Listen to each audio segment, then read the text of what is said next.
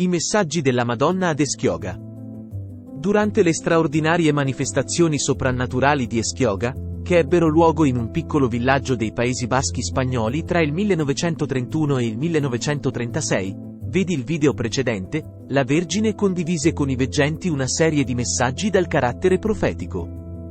Riassumeremo qui di seguito i più significativi. Messaggio a Conchita Mateos. 11 dicembre 1932. Esaudirò tutte le richieste, tranne quelle relative al castigo, perché senza castigo il mondo non può essere salvato. Ci saranno terremoti e carestie molte volte. Molte persone moriranno. Faremo sentieri tra i cadaveri, come si fa quando c'è la neve. Figlia mia, se gli uomini sapessero ciò che li attende, non starebbero così male. Se si convertissero, Gesù non manderebbe loro un castigo così terribile. Messaggio a Cruz-Lete. Novembre 1931. Non piangete per mio figlio, ma lasciate che vi ricordi le parole che mio figlio Gesù disse alle donne di Gerusalemme. Non piangete per me, ma per voi stesse. Sai bene cosa ti ho detto riguardo alla punizione. Il 29 dicembre 1931, la Beata Vergine confidò a Cruz-Lete che teneva in mano una croce. L'unico stendardo che ci sarà dopo la punizione sarà lo stendardo che tu terrai in mano. La punizione è imminente. È appesa a un filo. Potrebbe anche iniziare adesso e noi potremmo essere annoverati tra i martiri. Ma per chi è in grazia di Dio non sarà un castigo, bensì una ricompensa, perché andare in paradiso è sempre una ricompensa. Tutta la terra piangerà perché il castigo riguarda il mondo intero. Messaggio dato a Gloria Vinols il 3 giugno 1933. Figlia mia, di ai miei figli di essere coraggiosi, di non temere nulla di questo mondo. L'unica cosa che devono temere è di dimenticare mio figlio Gesù. Di loro che attraverseranno notti amare, che l'angoscia sarà grande, ma che la ricompensa sarà il premio per le loro sofferenze, che non si lascino scoraggiare dagli eventi. Io li aiuterò. Ricordagli che, nonostante la severità delle punizioni, sono miei figli ed io sono la loro madre, e ricordagli anche che una madre non desidera il male dei suoi figli, ma vuole il loro bene, la loro gloria. Figlia mia, di ai miei figli che ricompenserò la loro fede come una madre, con le tenerezze più pure. Di loro che quando si manifesterà tutto ciò che è stato annunciato, la persecuzione si intensificherà, e la loro vita sarà in pericolo. In quel momento io trasporterò coloro che saranno stati saldi in questa valle di lacrime nella patria celeste. Altri mi rinnegheranno. Messaggio del 24 agosto 1933 a Benita Aguirre. I primi segni della guerra saranno la religione che si consumerà e la corruzione delle abitudini. Si vedrà la virtù come un vizio e il vizio come una virtù. Questo si concluderà con grandi sommosse contro la Chiesa, ma non molto durature, dopodiché le cose si calmeranno. Ci sarà un momento in cui la fede diminuirà in modo che rimarranno solo pochi.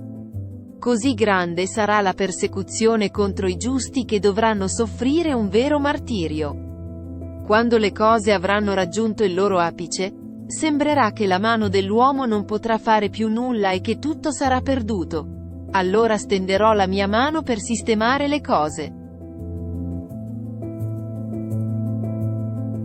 Messaggio del luglio 1931. Fate molte preghiere, penitenze e sacrifici. Se non lo farete, verranno terribili castighi e un terzo dell'umanità morirà. Famiglie intere si estingueranno. Tutti piangeranno. La fine del mondo sarà vicina quando le donne non si distingueranno più dagli uomini per il loro abbigliamento. Messaggio del 22 agosto 1933. Ci saranno grandi e numerosi mali. Dall'inizio del mondo, Non ci sarà mai stata una tale confusione. Mai così tanti mali terribili colpiranno la terra. Io spanderò il mio grano attraverso guerre cruente e sanguinose, carestie e altri orribili mali. La Chiesa sarà afflitta da molte eresie e cattivi cristiani. Potete aspettarvi grandi e terribili punizioni per i malvagi. Tutto ciò sarà permesso dal mio giusto giudizio per colmare la misura delle vostre colpe. Presto la gente si solleverà contro una nazione, poi nazione contro nazione. I regni saranno divisi. Si combatterà però contro la stessa fazione, fino a quando il paese sarà pieno di morte e carneficine. Ci sarà una guerra europea più grande, nella quale San Michele decapiterà i malvagi. La punizione è per il bene delle persone giuste e la punizione per i cattivi. Durante il castigo, i ricchi saranno poveri, e i più ricchi diventeranno ancor più poveri. Ma nessuno sarà più ricco. Ci sarà una grande malattia, simile a una pestilenza, e molte persone moriranno, mentre molti monaci si prenderanno cura dei malati, alcuni dei quali moriranno. Durante questo castigo, gli uomini saranno molto malvagi, dimenticheranno Dio e i pochi che rimarranno buoni potranno essere facilmente contati. Allora Cristo regnerà. Durante il castigo, non ci sarà alcun purgatorio. Ci saranno 3 castighi e 3 grandi miracoli. Dopo il castigo, la prima spada che trafisse il mio cuore farà tremare la terra. Coloro che moriranno durante il primo castigo saranno fortunati. Come sappiamo, molte profezie di Eschioggia si sono avverate. 3 anni dopo, infatti, la Spagna fu travolta dalla guerra civile. I sacerdoti ed i religiosi vennero perseguitati, uccisi, alcuni bruciati vivi nei giardini pubblici, molti sgozzati, aperti in 2 e appesi ai ganci di una macelleria. Migliaia di chiese furono profanate ed incendiate. Alcuni individui, spinti dalla furia, arrivarono persino a dissotterrare le monache carmelitane che erano seppellite nei conventi. Nella loro lettera collettiva ai vescovi di tutto il mondo, i vescovi spagnoli scrissero il 1 luglio 1937, sebbene i numeri non siano ancora fissi, possiamo contare quasi 20.000 chiese distrutte o completamente saccheggiate.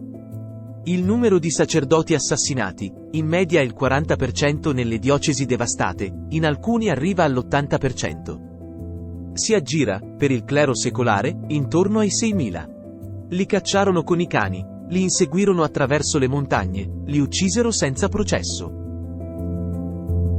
Sul fronte dei tormenti, molti furono abominevolmente mutilati, altri ebbero gli occhi cavati, la lingua tagliata, altri furono aperti dall'alto in basso, bruciati o sepolti vivi, uccisi con colpi di ascia. Questa rivoluzione è stata disumana. Non si è rispettata la pudicizia della donna, nemmeno di quella consacrata a Dio. Si sono profanate tombe e cimiteri. Si è giocato a calcio con il cranio del grande vescovo Torras y Bages.